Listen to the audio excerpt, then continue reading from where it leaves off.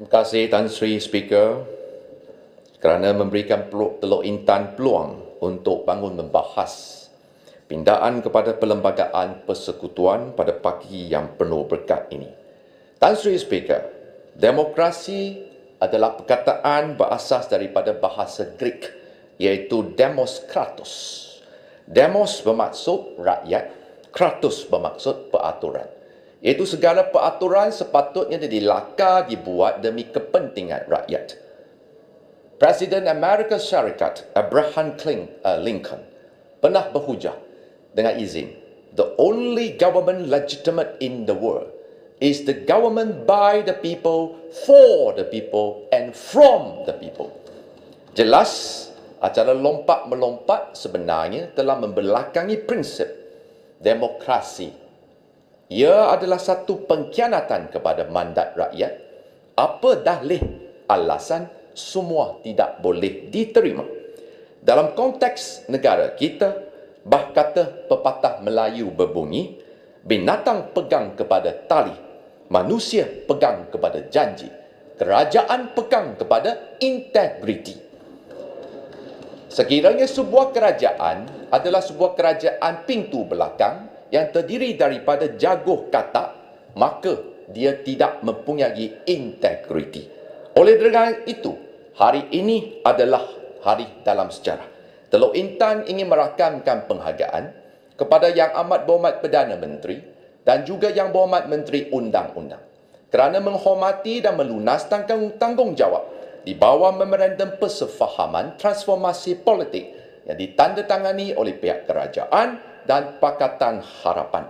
Seperti yang diumumkan pagi ini, sejak MOU ditandatangani, kerajaan telah pun memulakan proses libat ulus sejak 23 hari bulan November tahun lepas. Dan 12 kali libat ulus telah pun diadakan. Terbukti, tanpa MOU, saya rasa kita tidak akan adakan sidang khas pagi ini. Seperti yang dikatakan oleh Lao Tzu, the great philosopher of Chinese, the 1,000 miles journey begins with a single step. Dan langkah kecil Dewan Rakyat pagi ini merupakan satu langkah yang cukup besar dalam merombak dan menghidupkan semula semangat demokrasi sistem negara kita yang tercinta ini. Tangkah kita perlukan langkah demokrasi, tapi bukan langkah Sheraton. Tan Sri Speaker, sebenarnya adalah amat penting sekali apa-apa pindaan kepada perlembagaan persekutuan, bahasanya perlu spesifik, jelas, tanpa keraguan dan menepati tujuannya. Oleh kerana itu, pindaannya bukan sahaja melibatkan perkara 10. Dia juga haruslah masukkan perkara 48(6), jadual ke-8 dan juga perkara berkaitan lain termasuk Akta Persatuan. Supaya tujuan utama, tujuan muninya adalah memastikan supaya tidak ada lagi katak politik dalam negara kita. Tuan Yang Dipertua, sekiranya kita mengimbas kembali sejarah tanah air kita, sekurang-kurangnya 8 kali akibat kemaruk kuasa katak politik yang mengkhianati rakyat, 8 kali kerajaan negeri termasuk persekutuan runtuh, jatuh akibat daripada perbuatan khianat tersebut. Ini bermula daripada, mengikut ingatan saya, if my memory serve me correct, ia bermula daripada tahun 1962 di Terengganu, tahun 1977 di Kelantan, tahun 1994 di Sabah, tahun 2009 di Perak, 2020 sekali lagi di negeri Perak Darul Rizwan, 200 di Sabah, dan termasuk langkah Sheraton di pada tahun 2020. Maka soal prinsipnya cukup penting. Sudah tiba masanya kita menghentikan kegilaan katak politik ini yang telah pun menjauhi tersasar daripada prinsip demokrasi berparlimen. Tuan Yang Dipertua, saya ingin memastikan supaya sebagai penutup, sebelum kita mengakhiri persidangan pada pagi ini, saya ingin meminta jasa baik daripada Menteri Undang-Undang.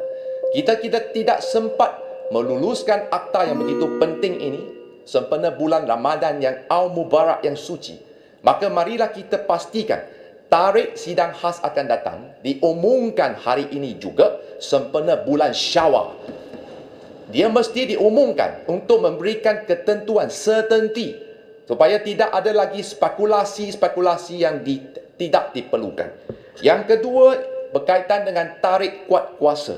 Pindaan pagi ini telah pun jelas menunjukkan Akta ini bermula berkuat kuasa pada tarikh yang ditetapkan oleh Yang di-Pertuan Agong melalui pemberitahuan dalam warta.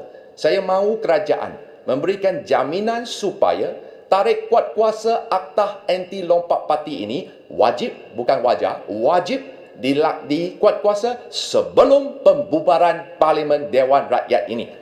Yang ketiga, amat penting sekali adalah sebenarnya sesi sidang khas ini juga termasuk kita ada usul untuk hadkan jawatan Amat Berhormat Perdana Menteri kepada dua penggal.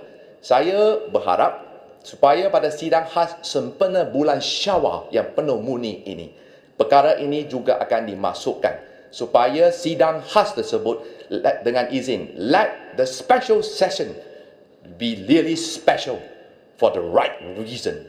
Dengan ini, sekian, terima kasih. Terima kasih. Yang Berhormat Kepala Kerat, silakan. Terima kasih Tan Sri Yang